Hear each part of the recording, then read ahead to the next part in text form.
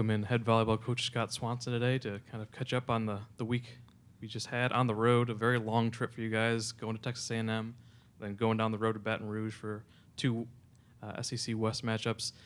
A lot to take away from that weekend, starting out with a very tough matchup against the Aggies, losing in straight sets at College Station, but then coming back with a really strong performance on Sunday. What did you kind of learn about this team this past week, kind of rallying back for that second match? I guess I learned that we were capable of mentally bouncing back after, let's just say it like it was. We got thumped pretty hard against A&M. They're a team that could win the league, and playing at their place, it was a seriously challenging match, and I felt like we weren't in it from the beginning. They just came out on fire, and they sided out at 100% in the first set, which I think that's pretty difficult to do against anybody. But having said all that, we made a long drive to LSU, got our minds right, and I think played at times some of our best volleyball of the season. And I guess that was a pretty historical win for us. From what I understand, this program hasn't won there since 2003. So pretty proud of how we played on the road against a team that we historically have not been very good at their place. And a lot of good things from a lot of our leaders. And I think it showed some confidence, and maybe we got even a little bit more swagger back after that win at LSU. So it was a good weekend overall. And you mentioned the leaders stepping up, and a couple of great performances by Megan Kirkland at libero. I think she had about 21 digs over the 4 sets, and Coco Toe-Williams going for a double-double with probably her best match of the year by far. How important was it for you to see the seniors kind of take kind of that losing streak by the neck and just say, it's time to kind of turn the tide a little bit and get ready for this back half of the season?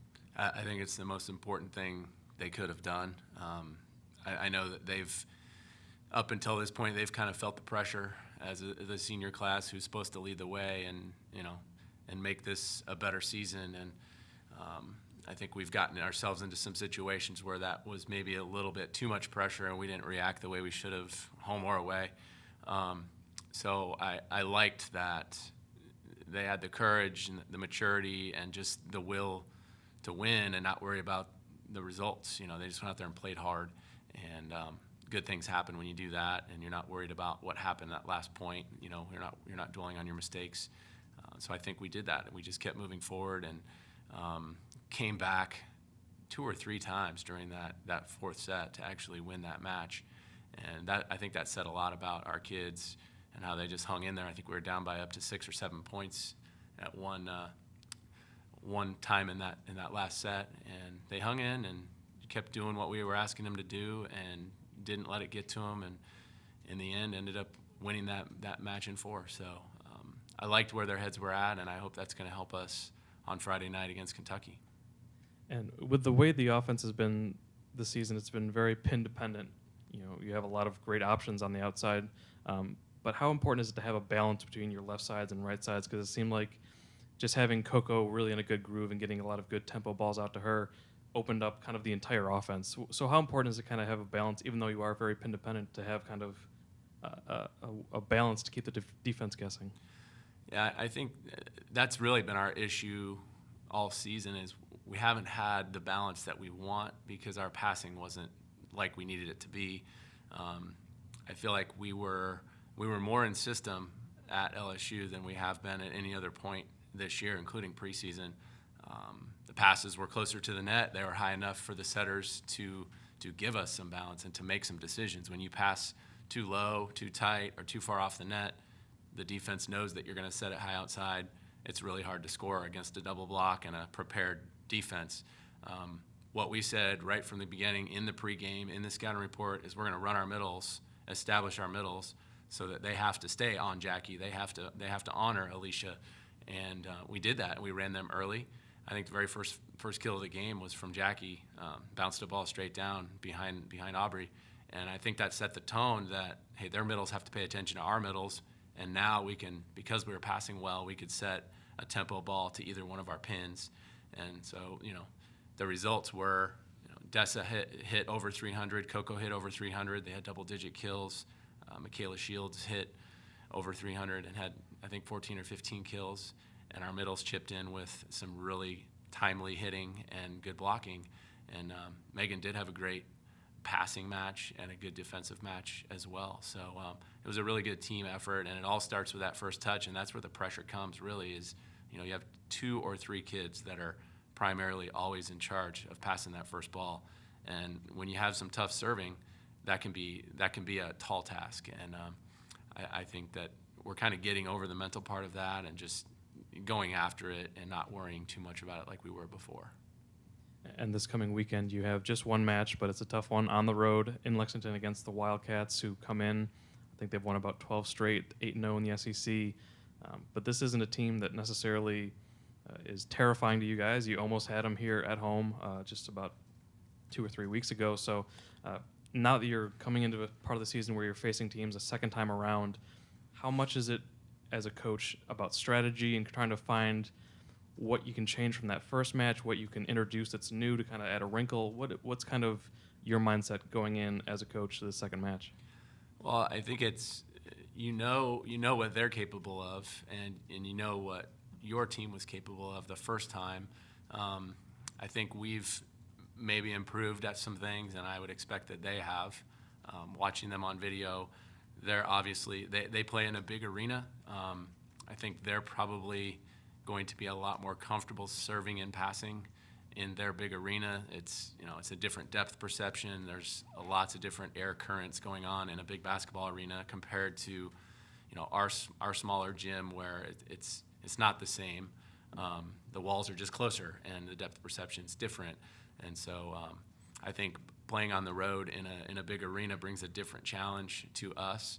And we have to go in and when we do practice on Friday morning, have to be really focused on that serve and pass part of our game, making sure that we're very comfortable with controlling the ball in their gym. Because if we can control the ball again, like we did against LSU, we have very good athletes just like Kentucky does, and I think we can go kind of punch for punch if we can get that pass to the net and give ourselves opportunities to run our middles and then open it up and balance it like you were talking about. So I think the biggest challenge is they're very comfortable and very good at home. They protect their home court like no other team in the conference really, and so I think it's a really tough place to play.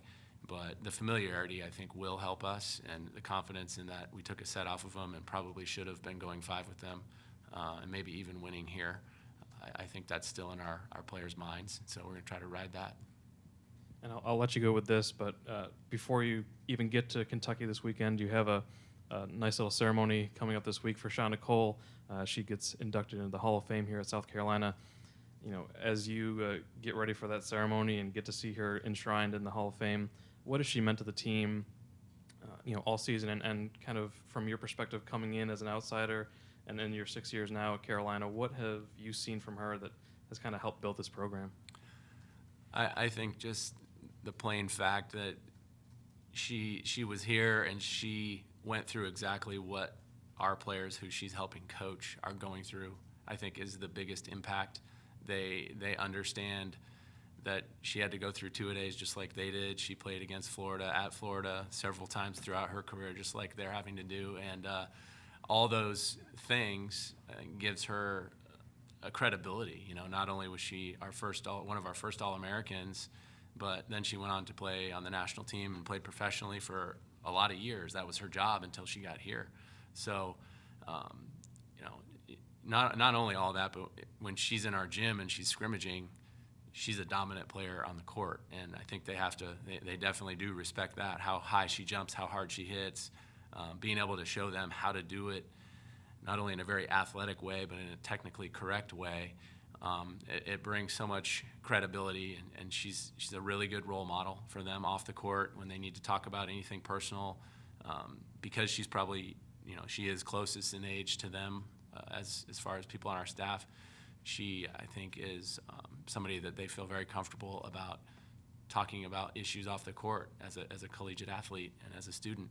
So it's huge to have someone on your staff that's not only been there and done that, but she was here and did that here, and that's even more special for her and for us. And so we couldn't be more proud that she's being recognized. It's so well deserved, and we can't wait to see that happen on Thursday night. I'm excited for her and her family because it's such a great honor.